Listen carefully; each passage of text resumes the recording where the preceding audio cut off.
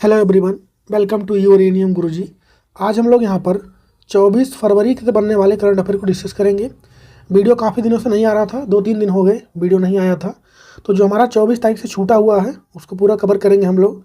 चलिए स्टार्ट करते हैं आज का सेशन। पहला क्वेश्चन है कि हाल ही में नीति आयोग के CEO का कार्यकाल 1 साल के लिए बढ़ा दिया गया है, उनका नाम क्या है? तो सबसे पहले बात करते हैं हम लोग नीति की। नीति क्या हो जाएगा इसका फुल फॉर्म?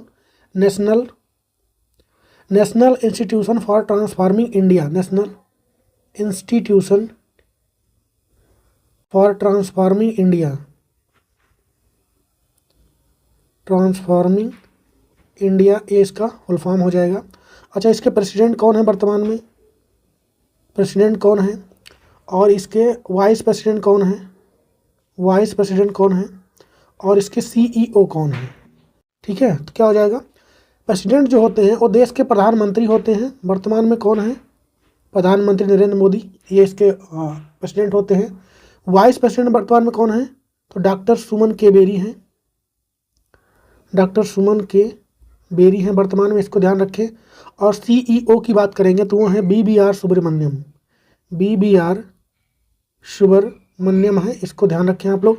इन्हीं का कार्य, जो कि CEO हैं, इन्हीं का कार्यकाल बढ़ाया गया है 1 साल के लिए। आंसर हमारा क्या हो जाएगा? C। अच्छा, कभी कभी क्वेश्चन में पूछता है, हाँ, तो नीति आयोग को जो लाया गया था वो योजना आयोग की जगह पर इसको लाया गया था। अच्छा, पूछे इसके वाइस प्रेसिडेंट जो पहले वाले थे वो कौन थे? पहले फर्स्ट वाले थे आपके अरविंद पनगड़िया। कौन थे?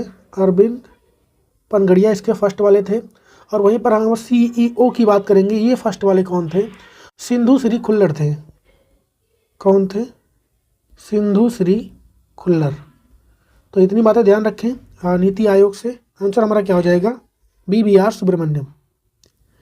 नेक्स्ट क्वेश्चन है कि हाल ही में कौन सी स्पेस एजेंसी पहले विकलांग अंतरिक्ष यात्री को अंतर्राष्ट्रीय स्पेस स्टेशन पर भेज रहा है? तो पहले विकलांग होने वाले हैं एस्ट्रोनॉट, जो कि स्पेस में जाएंगे। ये क्या नाम है इनका? तो इनका नाम है जॉन मैकफॉल। क्या नाम है? जॉन मैकफॉल नाम है इनका। ठीक है, कौन सी एजेंसी भेज रही है? तो यूरोपियन स्पेस एजेंसी यानी ESA इसको भेज रही है। आपको इतना ध्यान रखना है, पहले विकलांग व्यक्ति को कौन भेज रहा है, नाम उनका जॉन मैकफॉल हो जाएगा। भेज रही है यूरोपियन स्पेस एजेंसी। अच्छा, इसरो कहाँ की स्पेस एजेंसी है? तो ये अपने भारत की है। नासा कहाँ की है? USA की है। रॉसकॉस्मोस कहाँ की है? तो ये है आपका रसिया का। कहाँ का है? रसिया का है, इसको ध्यान रखें। नेक्स्ट क्वेश्चन है कि हाल ही में मानव निर्मित आइलैंड पर देश का पहला अपतटीय एयरपोर्ट कहाँ पर बनाया जा रहा है?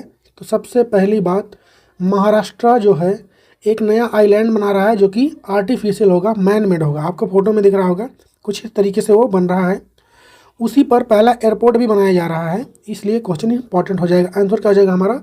C, महाराष्ट्र। नेक्स्ट क्वेश्चन है कि हाल ही में कहाँ के माउंट डुकोनो ज्वालामुखी में विस्फोट हुआ है? तो ये हुआ है इंडोनेशिया में। कहाँ का है माउंट डुकोनो? इंडोनेशिया में। यहाँ पर ज्वालामुखी में विस्फोट हुआ है। अच्छा, इंडोनेशिया में बहुत ज़्यादा आता है ये आपका ज्वालामुखी विस्फोट होता रहता है। देखते हैं ऐसा क्यों होता है। रिंग ऑफ फायर नाम सुना होगा आप लोगों ने। ये आपका आता है प्रशांत महासागर में। कहाँ पर है ये? तो प्रशांत महासागर में स्थित है। क्या होता है रिंग ऑफ फायर?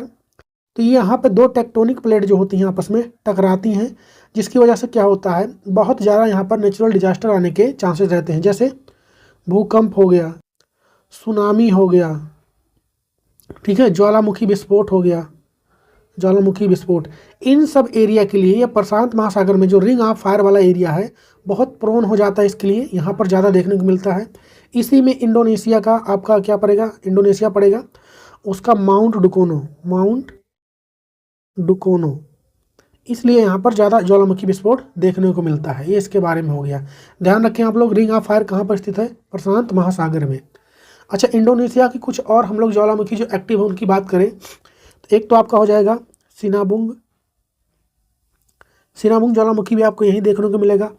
माउंट मैरापी भी आपको यहीं देखने को मिलेगा। और क्राकोतोआ ये भी आपको यहीं देखने को मिलेगा। 3 तो ये हो गए, और ये कि माउंट डुकोनो, 4 हो गए यहाँ पर आपको इंडोनेशिया में जो कि एक्टिव है। और वहीं पर बात करेंगे जो इसमें लावा निकला, लावा वो लगभग 2 किलोमीटर ऊपर गया। फोटो में देख पा रहे हैं ये लावा बहुत ऊपर तक गया था, जिसकी वजह से काफ़ी दिक्कतें हुई आसपास वाले एरिया में। और इंडोनेशिया की बात आई है तो इस बार 26 जनवरी जो था उस पर चीफ गेस्ट कौन थे, यहाँ के प्रेसिडेंट थे इंडोनेशिया के ही, क्या नाम था उनका, तो प्रोबो सुबियांतो, प्रोबो सुबियांतो उनका नाम था। तो इतनी बातें ध्यान रखें, हम लोग बढ़ते हैं आगे। अच्छा क्वेश्चन छूट गया, भारत में जो एक्टिव ज्वालामुखी है उसका नाम क्या है, तो बैरन द्वीप, बैरन द्वीप। आप लोग बताएंगे बैरन द्वीप भारत में कहाँ पर स्थित है, ये क्वेश्चन छाप दीजिए, इसका आंसर कमेंट में।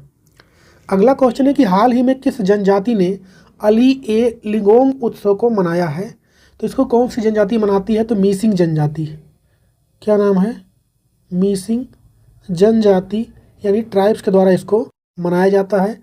कहाँ के हैं ये, तो असम राज्य में, कहाँ पर, असम राज्य में। आंसर क्या हो जाएगा हमारा, आंसर हो जाएगा बी। तो इसको ध्यान रखें आप लोग। हम लोग कुछ और त्यौहार मैं आप लोग को रिवाइज करा देता हूँ जो मनाए जाते हैं। जैसे बंगला त्यौहार जो है आपका गारो जनजाति द्वारा मनाया जाता है, गारो जनजाति द्वारा इसको मनाया जाता है। ये कहाँ पाए जाते हैं, तो मेघालय में, कहाँ पर, तो मेघालय में ये जनजाति पाई जाती है। लोसर की बात करेंगे तो इसको मोनपा, मोनपा जनजाति द्वारा मनाया जाता है। ये कहाँ पे है, तो अरुणाचल प्रदेश में। वहीं पर मोद बेत की बात करेंगे, टोडा जनजाति द्वारा मनाया जाता है, टोडा, ये कहाँ पे है, तमिलनाडु में। और लोंगटे महोत्सव की बात करेंगे तो नियासी, नियासी जनजाति द्वारा मनाया जाता है, ये भी तमिलनाडु का ही है, इसको ध्यान रखें। जल्लीकट्टू की बात करेंगे तो ये भी आपका तमिलनाडु का ही है, ठीक है। इसमें क्या होता है, तो बैल होता है उसको कंट्रोल करना होता है इसमें, जल्लीकट्टू में।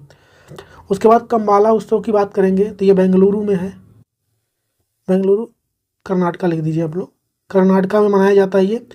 कम्बाला भैंस दौड़ प्रतियोगिता होती है, इसको ध्यान रखें आप लोग। अगर किसी ने कांतारा मूवी देखी हो तो उसमें इस भैंस दौड़ को दिखाया गया है, कम्बाला उत्सव को। नागोबा यात्रा की बात करेंगे हम लोग तो ये गौंड जनजाति द्वारा मनाया जाता है, गौंड जनजाति द्वारा मनाया जाता है, इसको ध्यान रखें आप लोग, जो कि तेलंगाना का है, कहाँ का, तेलंगाना का। तो ये कुछ त्यौहार और महोत्सव और हो गए किस जनजाति द्वारा मनाया जाता है, इसको ध्यान रखें। हम लोग बढ़ते हैं आगे। अगला क्वेश्चन है कि हाल ही में प्रधानमंत्री नरेंद्र मोदी के प्रधान सचिव दूसरे नंबर के जो होंगे उसके रूप में किसको नियुक्त किया गया है, तो शक्तिकांत दास को, किसको किया है, शक्तिकांत दास को किया है। ये पूर्व गवर्नर भी रह चुके हैं भारत के, इसको ध्यान रखें। शक्तिकांत दास हमारा आंसर हो जाएगा। आप लोग बताइए ये किस नंबर के गवर्नर थे भारत के, इसको बताइए आप लोग कमेंट में। अगला क्वेश्चन है कि हाल ही में पूसा कृषि विज्ञान मेला 2025 का उद्घाटन कहाँ पर किया गया है, तो इसका उद्घाटन हुआ है नई दिल्ली में। किसने किया है, तो शिवराज सिंह चौहान,